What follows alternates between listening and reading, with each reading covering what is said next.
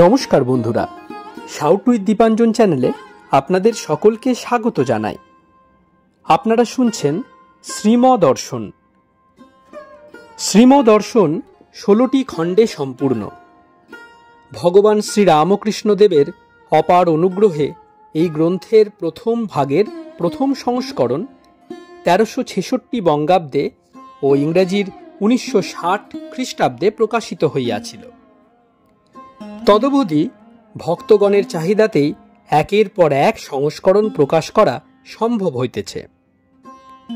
শ্রীমদর্শনের মূল আবেদন, গৃহে বাস করিয়া কি প্রকারে দেবভাবে জীবনযাপন করা যায়, কিভাবে বেদ বর্ণিত উপায়ে সুখ দুঃখ সমভাবে গ্রহণ করিয়া সংসারে শান্তিতে বাস করা সম্ভব হয়। এই পুস্তকে আছে পরমহংসদেবের ও মায়ের কিছু নূতন কথা, আর স্বামীজি প্রমুখ অন্তরঙ্গ সন্তানদের কথা, আর আছে কথামৃতকার দ্বারা কথামৃতর ব্যাখ্যা এবং শ্রীরামকৃষ্ণ জীবনালোকে উপনিষদ, গীতা, ভাগবত, পুরাণ, বাইবেল আদি শাস্ত্রের আলোচনা।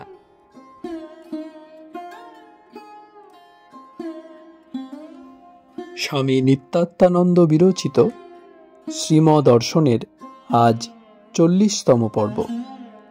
চলুন আজকের পর্বটি শুরু করা যাক।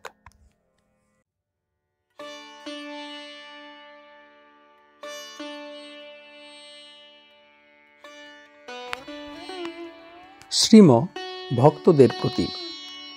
আজ মঠ থেকে 3 জন সাধু এসেছিলেন। দুজনই মালাবারের লোক, সহাস্যে। একজন বড় গোলমালে পড়েছেন, তাই প্রশ্ন করলেন, ঠাকুরের তো উপদেশ যুগধর্ম ভক্তিযোগ, স্বামীজি বলেছেন কর্মযোগ, এখন কোন পথে যেতে হবে? আমরা বললুম, স্বামীজির কর্মযোগ পড়েছেন, তার ভক্তিযোগও আছে, সেটা পড়ে দেখলেই বুঝতে পারবেন। যখন কর্মের কথা বলেছেন তখন তার উপরই জোর দিয়েছেন, মানে অধিকারী ভেদে বলেছেন এ কথা। আমরা আরও বললাম, দুরকম কর্ম আছে, নিজের জন্য আর পরের উপকারের জন্য। নিজের জন্য যেমন পারিবারিক জীবন, পরোপকারের জন্য হাসপাতাল, ডিসপেন্সারি এসব করা। দুটোতেই তাকে লাভ করা যায় যদি নিষ্কাম হয়ে করা যায়। শ্রীকৃষ্ণ অর্জুনকে বলেছিলেন নিষ্কাম হয়ে যুদ্ধ করতে, ফলের আশা না রেখে।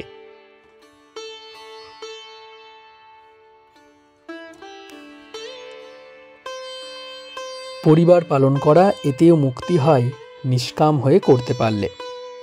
নিষ্কাম হয়ে করতে না পারলে দুটোই বন্ধনের কারণ। আমাদের মিশনের যে কাজ, এ তো চিত্তশুদ্ধির জন্য। ভগবত বুদ্ধিতে সেবা করলে চিত্তশুদ্ধি হয়, তারপর তাতে ভক্তি হয়। এসব পরের উপকারের জন্য কাজ। এই হাসপাতাল, ডিসপেন্সারি নিষ্কাম হয়ে করলে এসব মুক্তির সহায় হয়। নানা পথ। অর্জুনকে কতকগুলির কথা বলেছিলেন। প্রথমে রাজ্যের লোভ, তারপর নাম যশের লোভ দেখালেন, এতেও কাজ হলো না। তারপর বললেন, তুমি ক্ষত্রিয়, তোমার প্রকৃতিতে যুদ্ধ রয়েছে, তা তোমায় করতেই হবে। প্রকৃতিস্তাং নিয়ক্ষ্যতি, আমাতে সব ফল অর্পণ করে নিষ্কাম হয়ে করো। ভরত ওইভাবেই রাজ্য শাসন করেছিলেন। রাজধানীতে না থেকে নন্দীগ্রামে কুটিরে বাস করতেন। ফলমূল আহার আর ভূমিসজ্জা। কম্বল আসনে বসে দিবানিশি রাম রাম জপ করছেন। বশিষ্ঠ, সুমন্ত্র এলে এদের সঙ্গে রাজ্য শাসনের পরামর্শ করতেন। রামের রাজ্য শাসন আর রামের চিন্তা, এই করে 14 বছর কাটালেন। ভরত, অর্জুন এরা নিষ্কাম কর্মীর উদাহরণ। 2. শ্রীম ভক্তদের প্রতি। স্ত্রী, পুত্র, পরিজনের জন্য কর্ম বন্ধনের কারণ হয়ে দাঁড়ায়, তার সঙ্গে যোগ না রাখলে। প্রাণপাত করে অর্থ রোজগার করা যাচ্ছে, আর সব কুটুম্ব সেবায় লাগানো হচ্ছে, এতে তাকে পাওয়া যায় না। জনৈক ভক্তকে লক্ষ্য করে সাধু ভক্তের সেবা নাই, শুধু কুটুম্ব সেবা। আবার নিজের সেবা, বাটিতে বাটিতে নানা খাদ্য সাজিয়ে গুচ্ছের আহার, এতে যে আত্মা মলিন হয়ে যায়। এমনই প্রকৃতি নিজে খেটে খেটে মরছে, আর সেই অর্থে কতগুলি অপদার্থ লোকের সেবা হচ্ছে। ছি ছি, কেন এত করা হচ্ছে এদের জন্য? ওরা কে? কি ভ্যালু আছে এদের? না আছে কোনো গুণ, না ঈশ্বরে ভক্তি। তবে কেন এদের জন্য এই প্রাণপাত? ছেলে মেয়ে জামাই এদের খাইয়ে কি লাভ? এতে ঈশ্বর লাভ হবে না। দেব সেবা, সাধু ভক্তের সেবা, দরিদ্র নারায়ণের সেবা, এসব করলে তাতে মুক্তি হবে। আর শুধু কুটুম্ব সেবায় বন্ধন হয়, এই ভেবেও এদের কাছ থেকে সরে দাঁড়ানো যায়। আজ দেহ গেলে কি হবে? এরা কি আর বেঁচে থাকবে না? তবে কেন অত ভাবনা? এরা কাকে ভালোবাসে? টাকাকে। যে এত করে রোজগার করে খাওয়াচ্ছে তাকে নয়। এই বরানগরে বাপের বুকে এক ঘা মেরে দিলে ছেলে, আর বাপের মৃত্যু। কি একটু কথা কাটাকাটি হয়েছিল, এই স্নেহ। অক্ষয় ডাক্তার মারা গেল, ছেলেরা দিন কয়েক একটু শোকটোক করছিল, তারপর যা করছিল তাই করছে। শ্রাদ্ধের সঙ্গে সঙ্গে খাচ্ছে, দাচ্ছে, বেড়াচ্ছে, মোটর হাঁকাচ্ছে, সব করছে। এই তো পুত্রকন্যার স্নেহ বাপের জন্য। যার জন্য এই মনুষ্য জীবন, তার কি হলো? এদিকে লক্ষ্য নাই। অযথা খেটে কেন জীবনটাকে পণ্ড করা? ভগবত সেবায় লাগানো উচিত। এখনো সময় আছে, উঠে পড়ে লাগা উচিত। হৃদয় মুখুজ্জের বাড়িতে গেছেন শিয়র। সেদিন কুটুম্বদের নেমন্তন্ন ছিল। ওদের দেখেই ঠাকুর রওনা। বললেন, এদের কেন খাওয়ানো? এরা এখানে বসে সেখানকার 7 হাত মাটি অপবিত্র হয়ে যায়। যারা পশুবৎ জীবনযাপন করছে তাদের সেবায় কেন এই অজস্র ব্যয়? এক একবার জগন্মাতাকে কেঁদে কেঁদে ঠাকুর বলতেন, মা, আর সহ্য করতে পারছি না। একে কামিনী কাঞ্চনে সব ডুবে রয়েছে, তাতে আবার শুধু কুটুম্ব সেবা। কি করে ওঠাবো এদের? পরিজনের একটা দাবি আছে অন্ন বস্ত্রের। মোটা ভাত, মোটা কাপড়ের সংস্থান হলেই হলো। এ ব্যবস্থা করতে হয় যতক্ষণ নিজের দেহবুদ্ধি রয়েছে, যতক্ষণ নিজের ক্ষুধা তৃষ্ণা বোধ আছে, লজ্জা বোধ আছে। নাবালক ছেলে, অবিবাহিতা মেয়ে, এদের ব্যবস্থা করতে হয়। পিতামাতা থাকলে তাদের সেবা যাবৎ বেঁচে থাকে তাবৎ করতে হবে। ছেলেপুলের ডাল ভাতের ব্যবস্থা হলেই সরে পড়া। সারা জীবন লেগে থাকা কেন? ব্যবস্থা করে সরে পড়া নির্জনে। মাঝে মাঝে সংবাদ নেওয়া। ব্যবস্থা করা ডাল ভাতের, মোটা ভাত মোটা কাপড়ের। বিলাসিতার জন্য নয়, নানা রকমের অন্ন ব্যঞ্জনের জন্য নয়, গাড়ি বোঝাই কাপড়ের জন্য নয়। ঠাকুর এইরূপ করতে বলতেন। আর বাকি টাকা দিয়ে দেব সেবা, সাধু ভক্ত সেবা, দরিদ্র নারায়ণ সেবা করো। এতে আত্মার কল্যাণ হবে, মুক্তি হবে। শ্রীম একজন ভক্তের প্রতি। দেখুন না আমরা কি নিয়ে রয়েছি। যাতে পশু জীবন বাড়ে তার চেষ্টাই আমরা সর্বদা করছি। আহার, বিশ্রাম, সন্তান উৎপাদন, মৃত্যু, এই তো জীবন। ঈশ্বরের জন্য কি করেছি আমরা? নিজেরাও এই করছি, পরিজনবর্গকেও এই শেখাচ্ছি। ছেলে মেয়েদের বিয়ে দাও, সংসার বৃদ্ধি হোক, এই কাজ। বেদ বলেছেন, এ শরীরে ভগবানকে না জানতে পারলে মহাবিনাশ। তার কি করলুম? তাই ঠাকুর বলতেন মাঝে মাঝে নির্জনে চলে যেতে। যদি এসব কথা স্মরণ হয় নির্জনে, জীবনের উদ্দেশ্য কি আর করছি কি? পরিবারের লোক যদি পশু জীবন যাপন করে তাহলে তো তাদের ছাড়া খুব সোজা। ভক্ত হলে বরং ছাড়া কষ্টকর। ভক্তকে তো ছাড়া যায় না, কি না? সঙ্গে থাকতে গেলেও আসক্তির ভয়। আমরা কি সব নিয়ে আছি। এক একবার বসে বসে ভাবতেন আর বলতেন, মা, আমি কি করব? কে শুনছে কথা? সব দেখছি কড়াইয়ের ডালের খদ্দের, অর্থাৎ কামিনী কাঞ্চনের। ঘরে বেয়ান বেয়াই জামাই এলে কত আয়োজন খাবার দাবারের, যেন উৎসব লেগে গেল। গুরু সাধু ভক্ত এলে ডাল ভাত। কুটুম্ব স্নেহে মন নিচু হয়ে যায়। সাধু ভক্তের জন্য স্নেহে ভগবান লাভ হয়। যে যার সেবা করে সে তার সত্তা পায়। শ্রীম সহাস্যে ভক্তদের প্রতি। এক গুরুর শিষ্য ছিল একজন দর্জি। গুরুপত্নীর একটি জামার দরকার। শিষ্য বলছে, বানিয়ে দেব মা, কাটা কাপড় পরুক। কাটা কাপড়ও হয় না, আর জামাও হলো না। একজন মাছ ধরছে 200-400 ওজনের মাছ সব। গুরুর জন্য একটি চাইল। সে বললে, দাঁড়াও, এগুলি বড় বড়, কাটি বাটা একটি পড়ুক, দেবো। সকলের হাস্য। হ্যাঁ, গুরুর বেলায় কাটা কাপড় আর কাটি বাটা। ঠাকুর দেবতার সন্দেশ আনতে হবে, তা কতকগুলি চিনির ঢেলা, মাথায় মারলে রক্ত বের হয়। জামাইবাবুর সন্দেশ আসবে, তা বউবাজার যাও, 8 টাকা সেরের সন্দেশ। দেবালয়ের পায়েস হবে, 3 সের দুধ জল দিয়ে 10 সের করা হলো। আর জামাই সেবার পায়েস করতে হলে 10 সের দুধকে জাল দিয়ে 2 সের করো। এই তো সংসারের চিত্র। এই নিয়ে আমরা দিন রাত কাটাচ্ছি। শ্রীম স্বগত। বন্ধু কে, কুটুম্ব কে? যে ভগবানের পথের সহায়। অমৃতত্ব যার সাহায্যে লাভ হয়, সেই প্রকৃত বন্ধু। ভক্তদের প্রতি। চাচা আপন বাঁচা। সহাস্যে। বেশ কথাটি বুড়ো আমায় বলেছিলেন গাড়িতে। মিহিজাম থেকে আসছি। রেলের বাবুরা আমায় শোবার জায়গা করে দিলে অন্য লোকদের উঠিয়ে। গাড়ি ছেড়ে দিলে আমি সবাইকে এনে ডেকে আবার বসাচ্ছি। একজন বসতে চায় না। না বসাই, আপনি বসুন। আমি বললুম, না, আপনি বসুন। কি হয়, এক রাত্রি বসে কাটালে এমন সুন্দর রাত। এর মধ্যে দেখতে পেলাম গাড়ির সব আমার পক্ষে হয়ে গেছে। একটি বুড়ো পাশে বসা, পায়ে ব্যান্ডেজ বাঁধা, ঘাটা হবে। পাখানা গুটিয়ে রেখেছেন, কষ্ট হচ্ছে মনে হয়। দেখে আমি বললুম, আপনি কেন এই কষ্ট করে বসেছেন? পাটা মেলে বসুন। বুড়ো বললেন, মশাই, চাচা আপন বাঁচা। সকলের উচ্চ হাস্য। কেন শুধু শুধু ওদের জন্য খেটে খেটে চিত্ত মলিন করা? 3. শ্রীম জনৈক যুবকের প্রতি। শুকদেব বলেছিলেন, পরাধীনের সুখ নাই, আর যে স্ত্রীর অধীন তার সুখ আদপেই নাই। সুখং কিং পরতন্ত্রস্য স্ত্রীজিতস্য বিশেষত। স্ত্রীলোক নিয়ে সংসার, এবং আবার 4-5 জন একসঙ্গে থাকতে পারে না।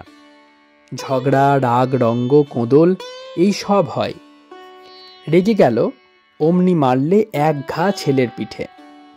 অভিমান হলো, অমনি চোখের জল আর নাক থেকে শিংনি ঝেড়ে ফেললে। এই সব নিয়ে সংসার, স্ত্রী, পুত্র, কন্যা।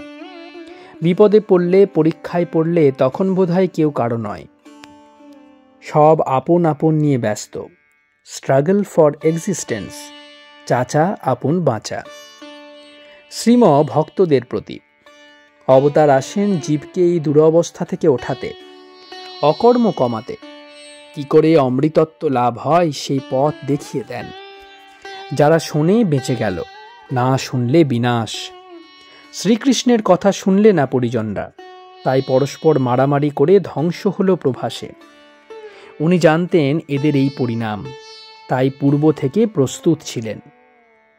ছেলেগুলি ঋষিদের, জ্ঞানীদের অপমান করতে লাগল। তারপরই পরস্পর ঝগড়া মারামারি করে যদু বংশ ধ্বংস হল। শ্রীকৃষ্ণ বগলতলায় হাত রেখে দাঁড়িয়ে রইলেন সাক্ষী স্বরূপ। প্রকৃতির কাজ প্রকৃতি করবেই। প্রকৃতি মাস্ট অ্যাসার্ট ইটসেলফ। দুঃখিত হলেন না, for he was ready for the worst. তিনি পূর্ব থেকেই এই পরিণাম জানতেন। শ্রীম শুক্লালের প্রতি। ঠাকুর বলতেন, টাকায় অর্ধ জীবনমুক্ত হওয়া যায় যদি ব্যবহার জানা থাকে। পরিবারবর্গের জন্য ডাল ভাতের ব্যবস্থা করে সরে পড়া, অবশিষ্ট অর্থে সাধু ভক্ত দেব সেবা করা। বলরামবাবু এটি করতেন। আহা, কি ভক্ত পরিবার! মেয়েদের বিয়ে হওয়ার পর শ্বশুরবাড়ি গিয়ে বাড়ি শুদ্ধ লোককে ভক্ত বানিয়ে ফেলত। শিক্ষার এমনই প্রভাব। স্নান করে পূজা করে চন্দনের তিলক ধারণ করবে, তারপর জপ করে জল গ্রহণ করবে। বুড়ো শাশুড়ি ভাবছে, বৌমা ছেলে মানুষ, মালা জপ করছে, আমরা কি করছি? দেখে দেখে ওরাও জপ করতে আরম্ভ করলে। এমনই শিক্ষা বাড়ির। বাড়ির কর্তারা যেমন করেন, ছেলেরাও তাই শেখে। তাই কর্তাদের খুব সাবধান হওয়া দরকার। এই দেহের যে কিছুই ঠিক নাই, এই আছে এই নাই। যা টাকা আছে এর ইন্টারেস্টে চলতে পারে, এমনতর হলেই হলো। বেশি করতে গেলে অবসর হবে না, চাল বাড়ালেই বিপদ। এমন শোনা যায়, ও দেশে কেহ চাল বাড়িয়ে ফেলেছে, লাটের ছেলের সঙ্গে মেয়ে বিয়ে দিয়েছে, এখন লাটের চালে চলতে হচ্ছে। এদিকে দেনা হয়ে পড়ল। কি আর করে এখন? একদিন দরজা বন্ধ করে টুস করে আত্মহত্যা করে বসল। এই একমাত্র সমাধান এ সমস্যার। তাই চাচা আপন বাঁচা।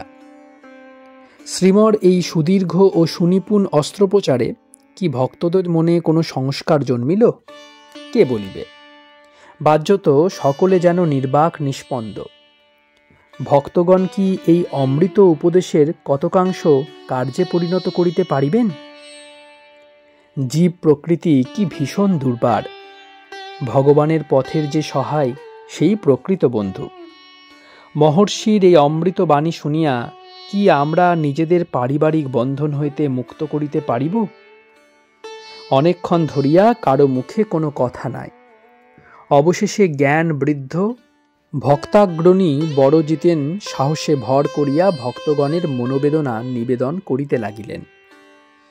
বড়জিতেন অতি বিনীতভাবে, আজ্ঞে, ঠাকুরের এইসব মহাবাক্য যদি ঠিক ঠিক পালন করে উঠতে না পারে কেউ, তার কি উপায় হবে? শ্রীম প্রশান্তভাবে, তাঁর শরণাগত হওয়া, তাহলে তিনি নিজে ভার নেন, নিজে করিয়ে নেন। তিনি উত্তম বৈদ্য।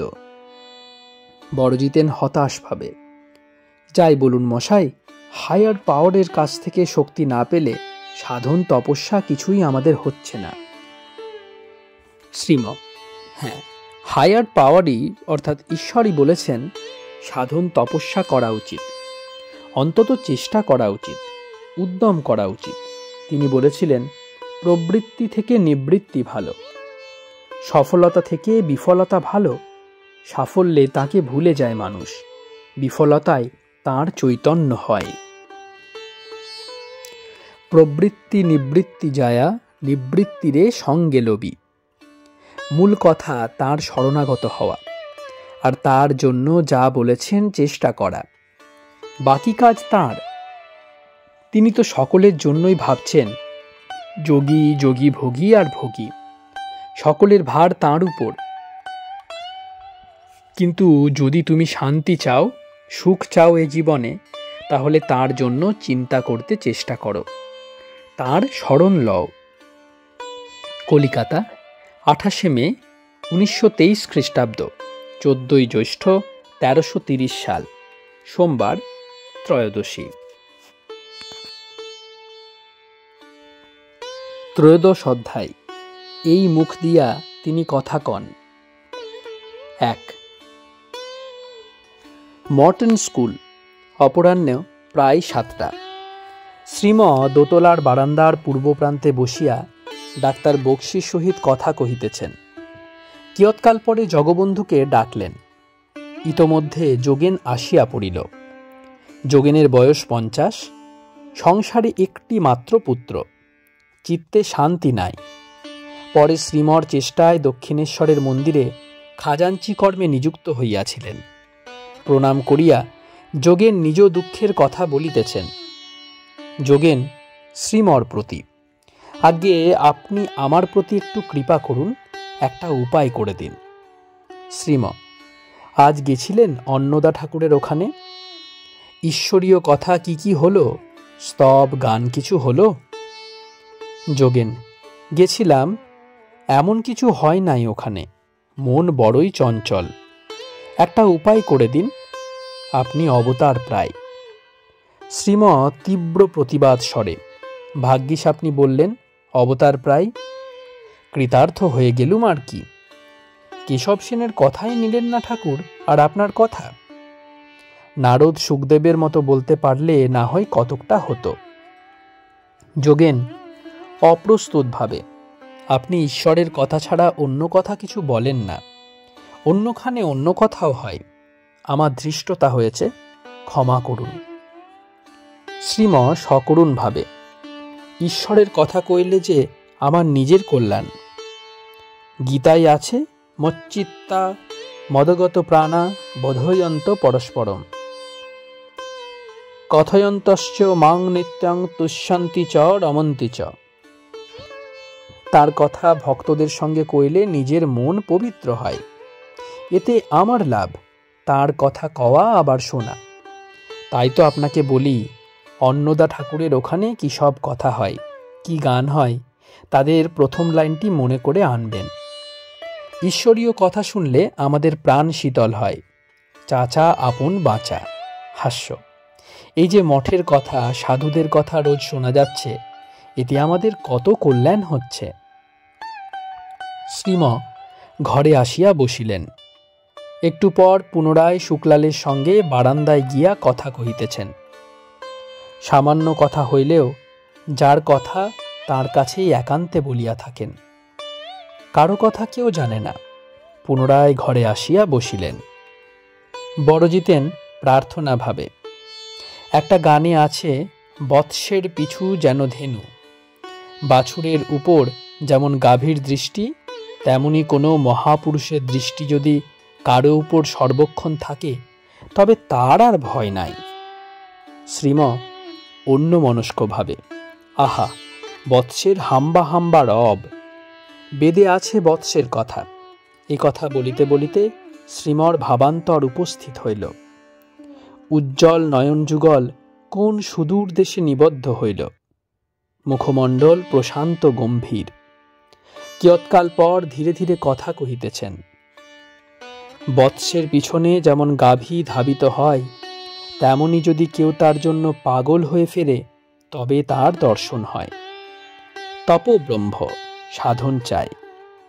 ভক্তদের প্রতি কথা বলছেন। এছাড়া হয় না। ঋষিরা সব ছেড়ে তাকে পেয়েছিলেন। বড়জিতেন চাহিলেন কৃপা। শ্রীম বলিলেন, ত্যাগ তপস্যা চাই। কৃপা লাভের জন্য কি ত্যাগ তপস্যার প্রয়োজন? শ্রীম পুনরায় দীর্ঘকাল মৌন হইয়া রহিলেন। আবার কথা কহিতেছেন। শ্রীম কার্তিকের প্রতি, ডাক্তারবাবু, মঠে জ্ঞান মহারাজ কি বলেছিলেন আপনাকে? ডাক্তার, কথামৃত উৎসবের কথা। যে তারিখে কথামৃত প্রথম বের হলো, সেই দিনে প্রতি বৎসর উৎসব করা। আর বললেন, স্বামীজি কথামৃত সম্বন্ধে যা বলেছেন, অত বড় কথা আর কোনো বই সম্বন্ধে বলেন নাই। কথামৃত দিয়েই তো আমরা প্রথমে ঠাকুরের কথা জানি। তিনি অর্থাৎ শ্রীম রয়েছেন, এখন থেকে হলেই বেশ হয়। শ্রীম, হ্যাঁ, যদু মল্লিকের বাড়িতে মহেন্দ্র গোস্বামী ভাগবত উৎসব করতেন। ঠাকুর ওই উৎসবে যেতেন। মহেন্দ্র গোস্বামী আমাদের কাছে বলেছিলেন, ভাগবত ভগবান কিনা, তাই তাঁর উৎসব। ঠাকুরের কথা সব বেদ বাক্য। নিজে বলেছেন, ভক্ত ভাগবত ভগবান এক। ভগবানের কথা ভাগবত, কথামৃত তাঁরই কথা, তাই ভাগবত। এই কথায় আরেকটি কথা মনে হলো। ছোট খাটটিতে বসে আছেন ঠাকুর। আমাকে কাছে ডেকে নিয়ে বললেন, দেখো, এই মুখ দিয়ে তিনি কথা কন, আর কোনো কথা নয়, এই একটি কথাই। অসংলগ্নভাবে বললেন, আহা, তাঁর কথা বেদ মন্ত্র, সংস্কৃতে না হলেও মন্ত্র। ব্রহ্ম মায়া জীব জগৎ, এই একটি মন্ত্র। এটি জপ করলে সিদ্ধ অর্থাৎ ভগবান দর্শন হয়। তাকে ডাকবে মনে বনে আর কোণে, এই আরেকটি মন্ত্র। একটি থাক আছে, ঈশ্বর বই কিছু জানে না, যেমন মৌমাছি ফুলে বই বসবে না, এ আরেকটি। তিনি অন্তরে বাহিরে, আবার তারও অতীত, এই আরেকটি। এই গায়ত্রীর সার। এখন আমি যদি জপ করি তিনি অন্তরে বাহিরে, আবার তারও অতীত, তাহলে কি আর হবে না?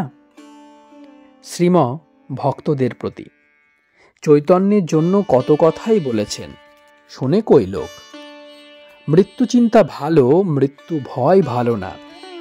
এই মৃত্যুর কথা কত করে বুঝিয়েছেন, মনে থাকে কই আমাদের? দেখতেন কি না চোখের সামনে? বলতেন সব জিনিসে মৃত্যুর ছাপ লেগে রয়েছে। বকধার্মিকের গল্প বলেছিলেন একদিন। বক জলে বসে আছে লক্ষ্য মাছের উপর। মাছ নড়ছে, সেও এগুচ্ছে, আর ব্যাধ তীরে বসা, সেও এগুচ্ছে। যেই মাছে ছো মারা, অমনি পেছন থেকে ব্যাধের তীর বিদ্ধ হলো আর প্রাণ গেল। এই জীবের অবস্থা। এইসব কথা কেন বলতেন? যদি চৈতন্য হয়। মৃত্যু যে সম্মুখে দণ্ডায়মান, লোক কি বললেই শোনে? কেবল ওই সব নিয়ে ডুবে আছে সংসারে, শুধু পেট আর পেট, আর সন্তান উৎপাদন, সন্তান পালন, ওরাও তাই নিয়ে আছে। সারাদিন এমন করে খাচ্ছেই খাচ্ছে, মাথা নিচু করে, আর এরই মাঝে দেহ সুখ। আহা, গৃহীদের জন্য কত সহজ করে দিয়েছেন। একবারে ত্যাগের কথা বললে ভয় পাবে, তাই নির্জন বাসের কথা বলতেন। 3 দিন, 7 দিন কি 10 দিন থাকলেও হয়। এ যেন কলার ভিতর কুইনাইন। তেতো বলে ছেলে খাচ্ছে না, মা কলার ভিতর ঢুকিয়ে দিল। এত সোজা করে দিয়েছেন পথ, তবুও করে কই লোক। কাজ আর কাজ, সারাদিন হাড় ভাঙা পরিশ্রম করছে। অবসর কই তাকে ডাকবার? কতবার বলেছেন তাড়াতাড়ি সেরে নাও, খাওয়া পড়ার ব্যবস্থা করে বের হয়ে পড়ো। কে শুনছে তার কথা? 2. শ্রীম যুবকের প্রতি। সমাধি হল লোকের সহজ অবস্থা, কিন্তু এখন অসাধারণ হয়ে গেছে। কেন? ভোগ বাসনায়। এই অসাধারণ হচ্ছে অ্যাবনর্মাল। ভোগ বাসনা গেলে তবে সমাধি। বারোয়ারিতে বেশ দেখায়, ব্রহ্মা বিষ্ণু দেবতারা সব বসে আছেন ধ্যান মুদ্রায়। এর মানে জীবের নর্মাল স্টেট সমাধি। সংসারে পড়ে সেটা অ্যাবনর্মাল হয়ে গেছে। যেমন কেউ ঘুমুচ্ছিল, অর্থাৎ সমাধিতে ছিল, তখন নাকের কাছে কেউ নস্যি নিয়ে ধরে রাখলে এখন হাসতে হাসতে প্রাণ যায়, ঘুম ভেঙে গেল। জীবেরও হয়েছে ঠিক তাই। সমাধি অর্থাৎ ভগবানকে ভুলে বিষয়ে মত্ত হয়ে পড়েছে। সংসারে একেবারে ডুবে রয়েছে সব লোক। ঠাকুর বলেছিলেন, একটি লোককে কেবল দেখলাম ঊর্ধ্বদৃষ্টি, ফৌজদারি বালাখানার মোড়ে, আর সব নিম্ন দৃষ্টি। কলকাতায় গাড়ি করে আসতেন, মুখ বাড়িয়ে রাস্তার সব লোক দেখতেন। নিম্ন দৃষ্টি মানে শুধু পেটের উপর দৃষ্টি। আহার, বিশ্রাম, সন্তান উৎপাদন আর সন্তান পালন, এই নিয়ে সব ব্যস্ত।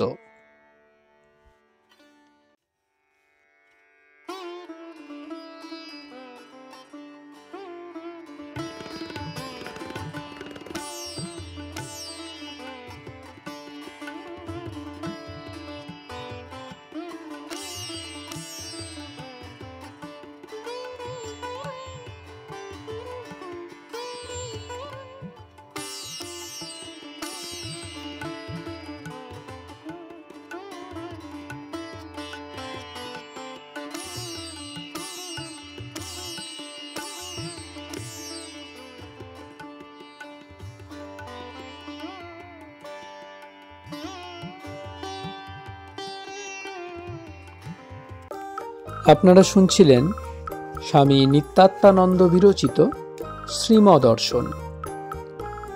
আজ 40তম পর্বটি আপনাদের কাছে পরিবেশন করলাম। আমাদের ভিডিওগুলি কেমন লাগছে আমাদের জানান। যদি কোনো সাজেশন থাকে নির্দ্বিধায় জানাতে পারেন। আমাদের ভিডিওগুলি আপনার বন্ধুবান্ধব ও পরিবার পরিজনদের মধ্যে অবশ্যই শেয়ার করে দিন। ভিডিওগুলি লাইক করুন, শাউট উইথ দীপাঞ্জন চ্যানেলটি সাবস্ক্রাইব করে দিন এবং প্রতিনিয়ত আপডেট পাওয়ার জন্য বেল আইকনটি অবশ্যই প্রেস করুন। অনেক অনেক ধন্যবাদ। নমস্কার। জয় ঠাকুর, জয় মা, জয় স্বামীজি।